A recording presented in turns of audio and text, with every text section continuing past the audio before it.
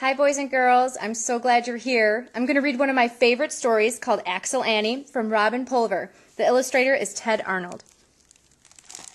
Here we go. Axel Annie. In the town of Burskyville, the luckiest kids rode on Axel Annie's school bus. Axel Annie did magic tricks. She told jokes and sang silly songs. The kids couldn't wait to see her every morning and hear her cheerful call. Get up on these steps before I leave without you.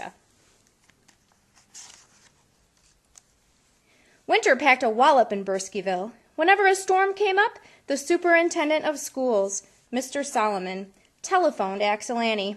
Bring! It's nasty out there, Annie, he'd say. Think you can make it up Tiger Hill? If you say no, I'll close the schools. My decision depends on you. Now, Tiger Hill was on Axel Annie's bus route. It was the toughest hill in Burskyville. But Axel Annie's reply was always the same. Mr. Solomon, do snowplows plow? Do tow trucks tow? Are school buses yellow? Of course I can make it up Tiger Hill. And she always did. That's why the schools in Burskyville never had a snow day. Shifty Rhodes hated that. Shifty was the nastiest school bus driver in Burskyville. At every meeting of the Grouch and Grump Club, Shifty complained about his job, especially in winter. He grumbled about having to get up early to warm up his bus, and he fussed about trucks sloshing slush all over his windshield, and he bellyached about boots that made puddles on the bus. And I never get a snow day, he always said. All because of that Axel Annie. One rip-roaring morning, Axel Annie's phone rang. Bring! It's a blizzard out there, Annie, the superintendent said. Think you can make it up Tiger Hill? If you say no, I'll close the schools. My decision depends on you. Mr. Solomon, Axel Annie replied. Do snowplows plow? Do tow trucks tow? Are school buses yellow? Of course I can make it up Tiger Hill. Shifty Rhodes was still in bed. And now for the school closings, announced his radio. Every town in the 5-county area has closed its schools except for one. And that's... Don't say Burskyville, pleaded Shifty. Don't say Burskyville. Burskyville, said the radio. Oh, all because of that Axel Annie, grumbled Shifty. He bundled up and headed for his bus. Boom, boom, boom. Axel Annie was already on her way. When Tiger Hill loomed ahead, she called out, Hold on to your earmuffs. Gun the engine, shouted the kids. Put your pedal to the metal. Axel Annie did. And she roared up Tiger Hill, past all the ditched vehicles and stranded drivers. At the top, she stopped, as usual, and called back to the snowbound drivers. Hey, get up on these steps before I leave without you. They rode along with the kids to school, where they telephoned for tow trucks to come and pull their cars out of the snow. Of course, Shifty Rhodes was in a terrible mood that morning, and when the kids on his bus got the least bit noisy, he yelled, Oh, you drive me crazy. And the kids yelled back, You're the one that's driving, not us. Shifty was still mad when he ventured out that night to the Grouch and Grump Club. But then a miracle happened. Oh! A new member introduced himself. The name's Hale Snow. Snow's my name and snow's my game. Hale explained that he was the new owner of the Burskyville Ski Resort. Business is bad, he grumbled. I even bought a new snowmaking machine, but who needs it? It just sits on my truck like a bamboozled bump on a blizzard-blasted log. The best days for me should be snow days, when the kids head for the slopes, because school's closed. But the snow-blasted schools here never close. After the meeting, Shifty Rhodes collared Hale Snow. You know why we never get a snow day? he asked. Axel Annie, that's why. and Shifty told Hale all about Axel Annie and Tiger Hill.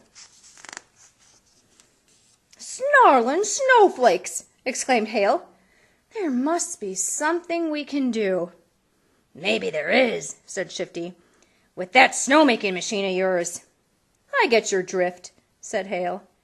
"Just say the word and I'll haul my machine over to Tiger Hill.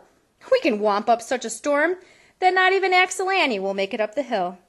"Whoop-de-doo!" cheered Shifty. The very next Monday morning, Axel Annie's phone rang. Bring! "Annie," said Mr. Solomon, "it's the storm of the century. Think you can make it up Tiger Hill? If you say no, I'll close the schools. My decision depends on you." "Mr. Solomon," replied Axel Annie. "Do snowplows plow? Do tow trucks tow? Are school buses yellow? Of course I can make it up Tiger Hill." Meanwhile, Shifty Rhodes was peering outside into the howling whiteness. "Yippee!" he shouted, and he telephoned Hale Snow. "No school in its right mind should be open today." "Oh, it's a wing-dinger of a storm," Hale agreed, "and my machine will make it 10 times as bad on Tiger Hill. Axel Annie will never make it up. Meet me there and watch the fun for yourself." Icy snow stung Shifty's face as he plodded to his bus. Finally, he revved up the engine, and he drove into the storm. Shifty's bus slithered and slid its way to Tiger Hill. Suddenly, Shifty caught sight of something in the road. He leaned on the brakes, but the bus skidded and bucked and plowed right into whatever it was. "Sled bustin' snowflake, Shifty!" hollered Hale Snow. "You clobbered my snowmaking machine."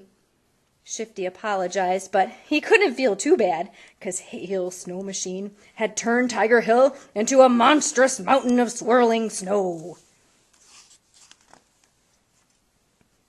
As Axel Annie's bus approached Tiger Hill, the kids yelled, "Yikes! Hold on to your earmuffs," Annie called. "Gun the engine, Annie," shouted the kids. "Put the pedal to the metal." Axel Annie tried, but near the top of the snowy hill, the wheels spun. The engine strained. The bus was stuck. "Come on, Annie, you can do it," the kids yelled. But for the first time ever, Annie wasn't sure if she could. Would the Burskyville schools close after all? Then, suddenly, the bus seemed to sprout wings. Slowly and gently it glided up, up, up to the top of Tiger Hill. "Hooray!" shouted the kids. Axel Annie looked around. It wasn't wings that she saw. It was all the stranded drivers that Annie had helped so many times before. "Thanks a million," shouted Annie.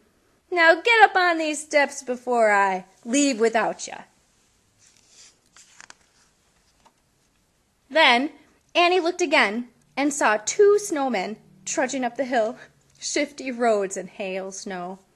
When Annie saw the mangled snowmaking machine down below, their whole mean plot came to her in a flash. Axel Annie gunned her engine, but Shifty and Hale looked so miserable she couldn't be mad. "Oh, get up on these steps," she called. "Before we leave without you," yelled the kids. Brr! Shifty Rhodes had to pay all the money in his piggy bank to fix his school bus and the snowmaking machine. Shifty Rhodes had to pay all the money in his piggy bank to fix his school bus and the snowmaking machine. Then he skedaddled out of town and got a job on a cruise ship. Hale Snow was sorry he'd ever gotten mixed up with Shifty Rhodes.